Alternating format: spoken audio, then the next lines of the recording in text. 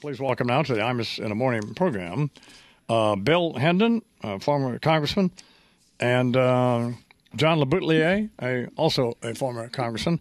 Mr. Hendon's here because he's written a book called An Enormous Crime. So John McCain's going to be on tomorrow. If you were talking to him, what would you ask him? What would I ask him? I'm biased because we're here to talk about this topic, obviously, and Bill and I, we were very sad as Republican congressmen to discover our fellow Republicans not honest about the fact that a Republican president, Richard Nixon, left POWs behind in 1973 in the middle of the Watergate scandal. We come to Washington in 1981. We get into this. We know nothing about it. We get into it. And sadly, we discover not only that the prisoners are there still in Laos and in Vietnam, but every time we go to a higher up in the Reagan administration, who are obviously all Republicans, they're all bad news. With one exception, with the president himself. The president was great, but the foreign policy establishment that Billy and I dealt with as young, naive congressmen learning our way along turned out to be, frankly, a bunch of criminals, all right? And the names that we ran into over the course of the 80s, Wolfowitz, Armitage, Cheney, even Powell, they became our enemies over the issue of what they did to leave and cover up the existence of POWs. And that was 80s and 90s. And Billy can tell you all about the Senate committee that he was an investigator for after he was a congressman.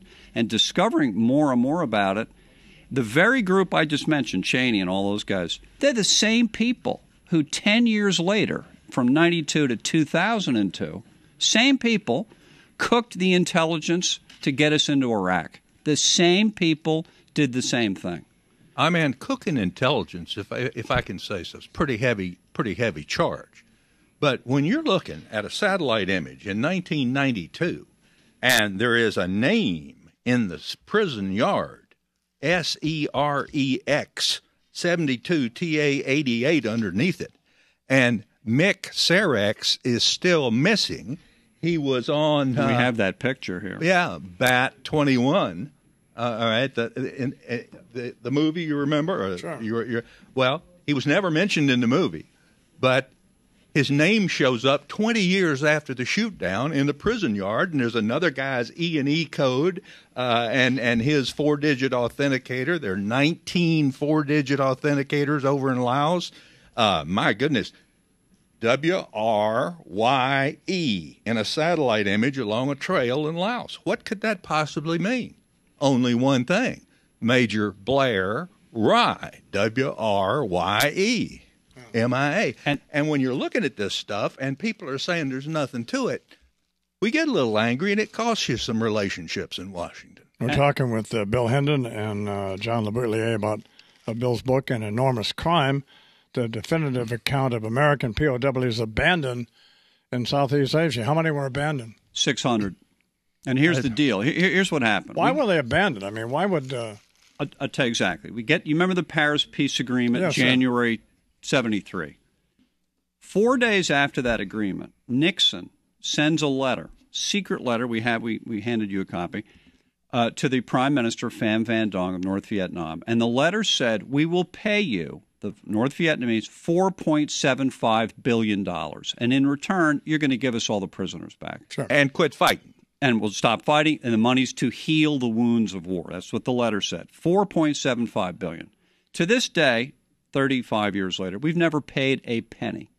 What the Vietnamese did, upon receipt of that letter, they gave us half the 1,200 prisoners they had, including John McCain. Those guys came home, great men. They were ransomed home. That's correct, with the promise of money. On the basis of this letter right here and the Paris Accords. We'll pay you $4.75 billion if you'll give us back our prisoners. They gave us back half our prisoners and said, where's the money? And Watergate came crashing down on Richard Nixon the very week that the deal was to be consummated. And from then on out, it's been... So we got half of them back and never gave them any money, though. Absolutely. They never got a penny, and there's They're still asking for it. When the President Triet was down with Junior last year in the White House for lunch, they asked for it in a full-page ad in the New York Times and in the Washington Post. So they still want it. There's still 300 there. 600. 600. Hard to know. It's hard to know, but the intelligence. Where are they? Look at that map. If they could pull that map up that we have put together, the Senate Select Committee sightings. There's about 900 sightings, and you see how they all kind of conglomerate around the same place. You got people. A doctor comes out of he's a refugee, and he says, "I was a doctor, and I was treating American prisoners at that camp." And a guard escapes from Vietnam, says, "I was a guard, and by the way, I guarded American prisoners to that camp." Are they all being held captive? Yes, absolutely. Oh, they are. These are not men smoking dope or chickens running in the yard with children and what. No, sir. These guys are in prison. We have about 4 minutes, so we got to get all this underground prison. Serious stuff. So, and you have an issue with John McCain over this. Why? That's right. Why? Let's do the USAK. Can we put that up on the screen? Can you put the cover of the book is a photograph, U.S. satellite photo of an escape and evasion signal put by a pilot in a valley in Laos in 1988. There it is. Now, satellite picked that up. The USA is dug out of a dry rice paddy. It's pretty clear. Those are 12-foot tall letters, 37 feet across. Below it is what is undeniably a U.S. escape and evasion code, secret, given only to pilots and aircrewmen. It's called a walking K, and I had to write it down now, man. 24 feet tall by 19 feet across. This is a little bit like a crop circle deal. Sir?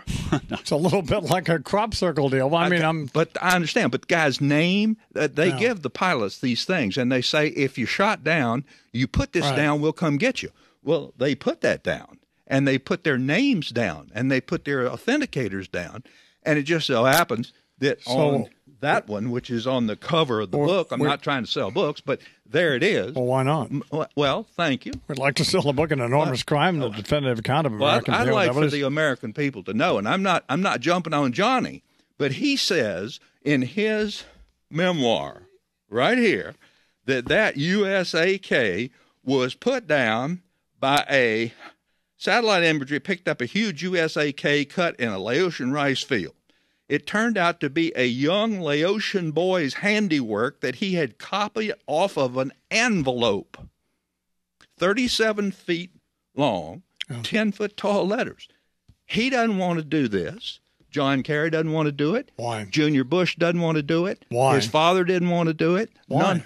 But they don't want to admit the corruption of both parties, the corruption of Washington. They've each covered up, and as David Boren said, they've passed it on from one group to another. Just let it go, and the hell with it. Amen. 4,287 reports that we on the committee looked at and picked out about 950 that we thought, and those are the ones that are on the map, and they said, nothing to it. Well, neither Senator Obama nor Senator McCain are going to, if either one of them's elected, well, one of them's going to be elected. So you can't look for any help from either one of them either, right? These guys need... Or at least Senator McCain, apparently. No, these guys need a break. A break in the diplomatic something, China something, I don't know. So aside from buying this book, which is a good idea, An Enormous Crime. Well, thank you. What else can people do? People need... I don't know that what you said is true, that if one of these new men becomes president, why couldn't they say enough with what's happened in the past? Well, they could. Yeah, and go make a deal with Vietnam and buy these men back while they could still have a life in this country. What's wrong? Banks. Yeah, I mean, it's less money than we're giving AIG for facials and pedicures. Put the money on the plane and... Oh, no, I agree. No, you make a compelling case. Thank you both very much, John LeBoutillier and Bill Hendon. Oh, you're more than welcome. Was the New York Times bestseller in hardcover, is out in paperback now. An Enormous Crime.